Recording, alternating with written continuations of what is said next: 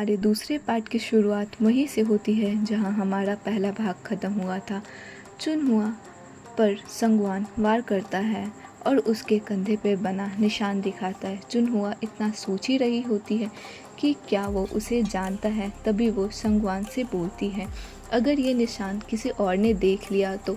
इस पे संगवान उसे बोलता है, यहाँ है ही कौन जो देखेगा। चुनहुआ उसके इशारा करती है उसकी सहकर्मी की ओर, ये देखेगी। तभी संगवान उसे बोलता है, अगर उसकी आंखें फोड़ दें तब तो वो नहीं देख पाएगी। चुनहुआ उसे ऐसा करने के लिए मना करती है और बोलती है, मैं तुम्हारा काम करूंगी, तुम्हारे लिए कुमकुम की किताब चुरा करके लाऊंगी। इस पे संगवान बोलता है, याद रहे तुम्हें इसके बारे में किसी को पता नहीं चलना चाहिए, वरना मैं किसी को नहीं छोड़ूंगा। अचानक से उन पर एक हमला होता है और दोनों वहाँ से गायब हो जाते हैं। तभी वहाँ पर लू जियाओ भी आ जाती है और चुनहुआ से पूछती है, तुम यहाँ किससे बातें कर रही थी।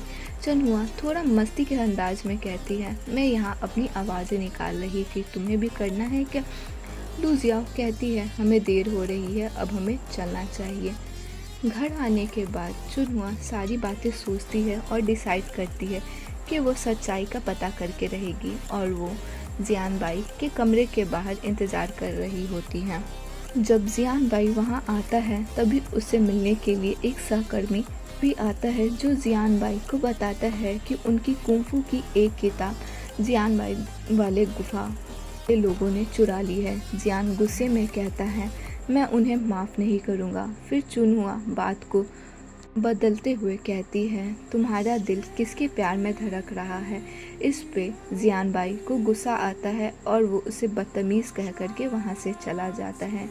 जियान अपने मंत्रियों के साथ बात कर रहा होता है और चुनहुआ छुप करके ये सब देख रही होती है। उन सब के जाने के बाद चुनहुआ वहाँ आकर के कहती है, जियानबाई मुझे अपनी खास दासी बना लो।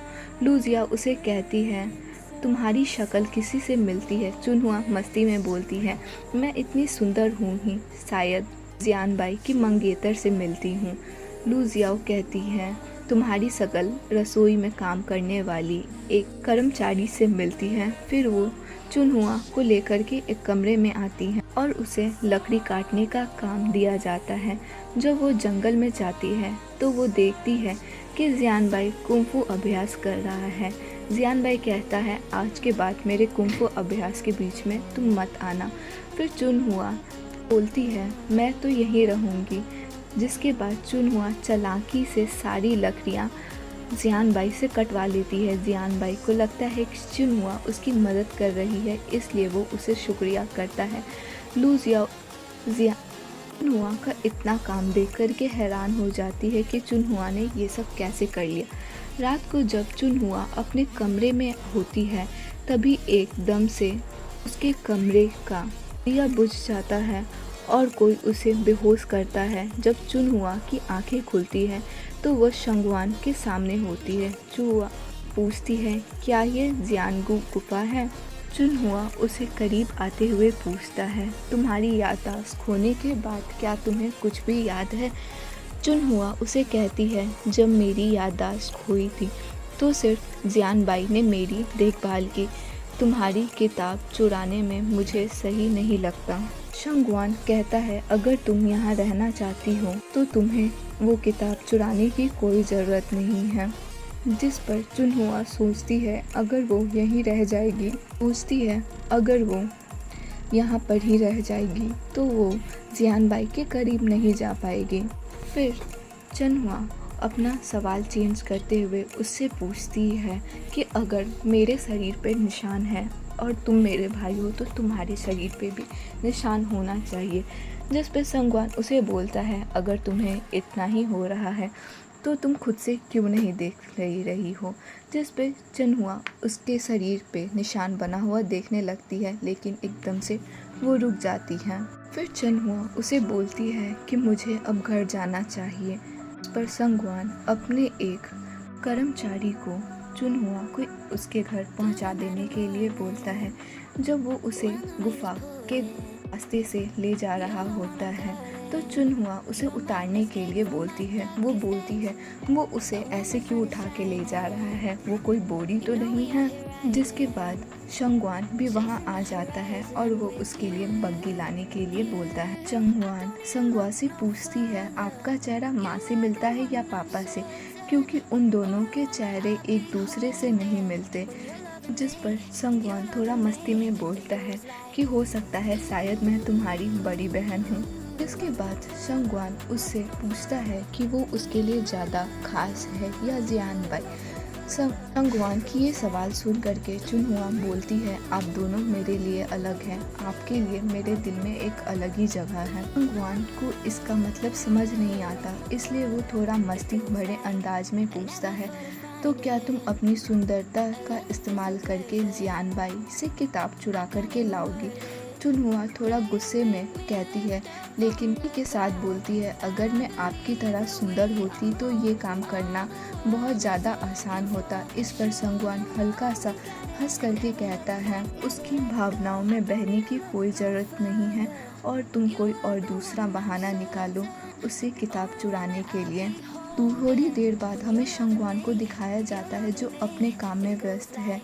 शिनजुकू उससे मिलने के लिए आता है और कहता है, मुझे लगता है चुनहुआ ही हुआ जाओली है, क्योंकि मैंने दोनों की बातें सुन ली है।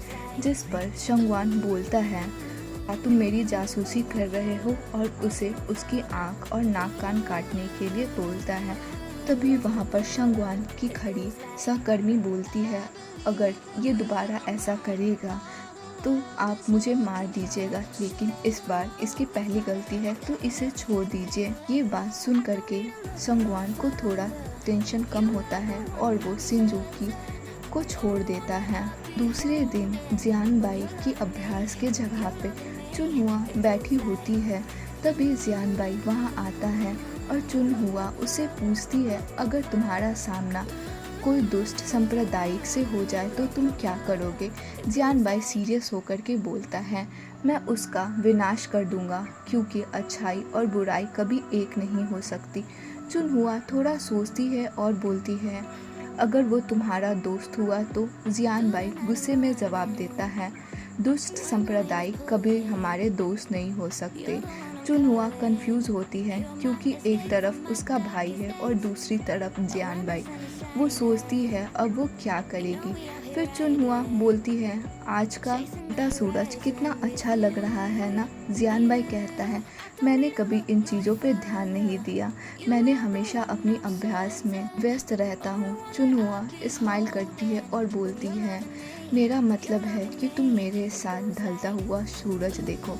जियान बाई थोड़ा रूड होकर के कहता है, अगर तुम्हें लगता है कि मेरे बातों में कोई दिलचस्पी नहीं है तो तुम यहाँ से जा सकती हो। चुनहुआ नाराज होकर के कहती है, इतना सुहाना पल तुम कैसे बर्बाद कर सकते हो? और वो वहाँ से निकलने लगती है।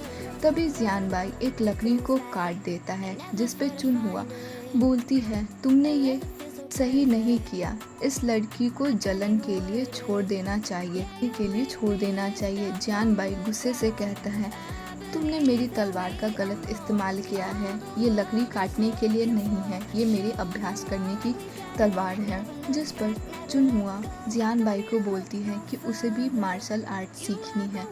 जियान बाई उसे रिस्पॉन्स करता है, ये तुम्हारे बस की बात नहीं है, इसके लिए दृढ़ संकल्प चाहिए जो तुम में नहीं है। अगर तुम्हें सीखना ही है तो किसी हल्के तलवार से सीख लो। वह उसे बोलती है, हाँ मुझे ऐसे भी बस लकड़ी काटने के लिए ही मार्शल आर्ट सीखनी है।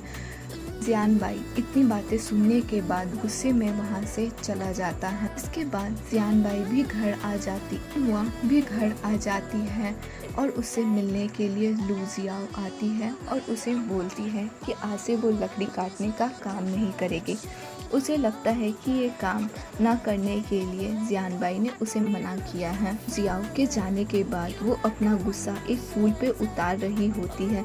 तभी एक आदमी वहाँ आता है और बोलता है, तुम अपना एक कमजोर पर दिखा रही हो, इसका मतलब तुम वही लड़की तो नहीं जिसे छोटे सरकार ने लाया है। चुनहुआ जिन का नाम लेती है। तभी उस आदमी को लगता है कि वो जियान के करीब है, इसलिए उसका नाम लिया।